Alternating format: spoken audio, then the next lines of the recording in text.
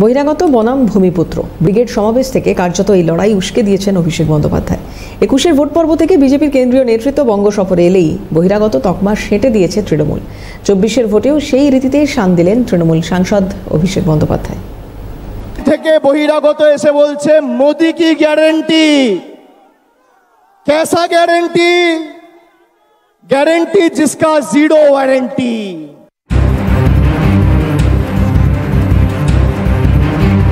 দিল্লি থেকে বহিরাগত এসে বলছেন মোদি কি গ্যারেন্টি, কেমন গ্যারেন্টি যার জিরো ওয়ারেন্টি। এভাবে প্রধানমন্ত্রী বঙ্গ সফরকে বহিরাগত তকমার বোরকে ফেলে কার্যত খোঁচা দেন তৃণমূল সাংসদ অভিষেক বন্দ্যোপাধ্যায়। রাজনৈতিক মহলের প্রশ্ন, দেশের প্রধানমন্ত্রী বাংলায় এলে বহিরাগত তকমা কেন পাবেন? বাংলা কি ভারতের বাইরে? বাংলায় ঢুকতে পৃথক পাসপোর্ট ভিসার দরকার পড়ে? বিরোধীরা কটাক্ষের সুরে প্রশ্ন তুলছে প্রধানমন্ত্রী, স্বরাষ্ট্রমন্ত্রী কিংবা বিজেপির জাতীয় সভাপতি বাংলায় রাজনৈতিক কর্মসূচিতে এলে বহিরাগত তকমা। আর তৃণমূলের লোকসভায় প্রার্থী তালিকায় যখন ইউসুফ পাঠান, শত্রুঘ্ন সিনহা, কীর্তি আজাদরা জায়গা পান, এরা কি বাংলার ভোটার? এদের সঙ্গে কি বাংলার মাটির গন্ধ লেগে? যারা আমাদের মুখের ভাষা বুঝলো না, তারা আমাদের মনের ভাষা বুঝবে? বিজেপির যে নেতারা এসে বক্তব্য রাখে, পিছনে কি লেখা আছে বাংলায় পড়তে পারে, বলতে পারবে, লিখতে পারবে?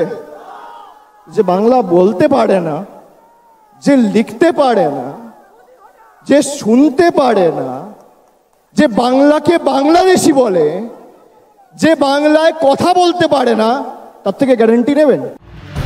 ব্রিগেডের সভায় বাংলা ভাষা জ্ঞানের প্রসঙ্গ টেনে প্রধানমন্ত্রী সহ বিজেপির কেন্দ্রীয় নেতৃত্বকে বিঁধেছেন অভিষেক বন্দ্যোপাধ্যায়। বাংলায় যে বলতে লিখতে পারে না, তার থেকে গ্যারান্টি নেবেন? তৃণমূল কর্মী সমর্থকদের উদ্দেশ্যে প্রশ্ন তোলেন অভিষেক। এখানেও প্রশ্ন উঠছে ভুরি ভুরি। বহরমপুরে তৃণমূল প্রার্থী ইউসুফ পাঠান, আসানসোলের তৃণমূল প্রার্থী শত্রুঘ্ন সিনহা, বর্ধমান দুর্গাপুরের তৃণমূল প্রার্থী কীর্তি আজাদ, এরা বাংলা বলতে, বুঝতে বা পড়তে পারেন? এ প্রশ্ন তুলছে বিরোধী শিবির।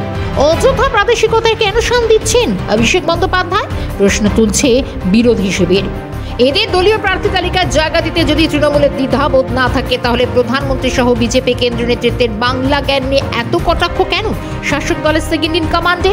ওয়াকিবহাল মহল মনে করছে বাংলায় প্রচলিত প্রবাদ আছে, আপনি আচরিত ধর্ম পরের শেখাও, অর্থাৎ আগে নিজের ঠিক থাকুন, তারপর অন্যদের শেখাবেন। তৃণমূলের প্রার্থী তালিকায় বাঙালি কি কম পড়িয়াছে?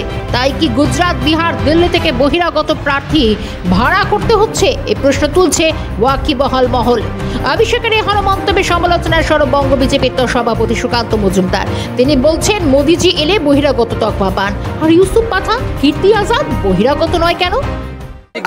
আমি জানি না মমতা বন্দ্যোপাধ্যায় মোদিজি এলে পরে তাকে বলেন তিনি নাকি বহিরাগত। ইউসুফ পাঠান তো গুজরাটের বাসিন্দা, যদি আমি খুব ভুল না করে থাকি। তাহলে মোদিজিরও বাড়ি গুজরাট, এখন তিনি ভারতবর্ষের প্রধানমন্ত্রী। তো মোদি ভাইপো বলছে, পিসি বলছে মোদি বহিরাগত, তাহলে ইউসুফ পাঠান বহিরাগত নয় কারো কোন যুক্তি? কীর্তি আজাদ তো বিহার, দিল্লির লোক, দিল্লি বিহারের লোক। বাঙালি পেল না নাকি?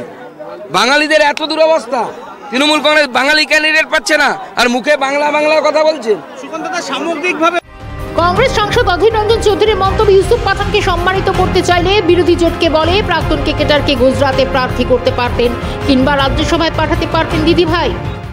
বলতে পারে ইন্ডিয়া জোটকে যে আমার ইচ্ছা ইউসুফ পাঠানকে সম্মানিত করবার, তাই গুজরাটের একটা টিকিট দেওয়া হোক, তা তো বলতে পারত। ইউসুফ পাঠানকে সম্মানিত করবার ইচ্ছা থাকলে তাকে রাজ্যসভার এমপি করতে পারত, তা তো করেনি দিদি ভাই। জাতে মাতাল তালে ঠিক। Bureau report, Calcutta news.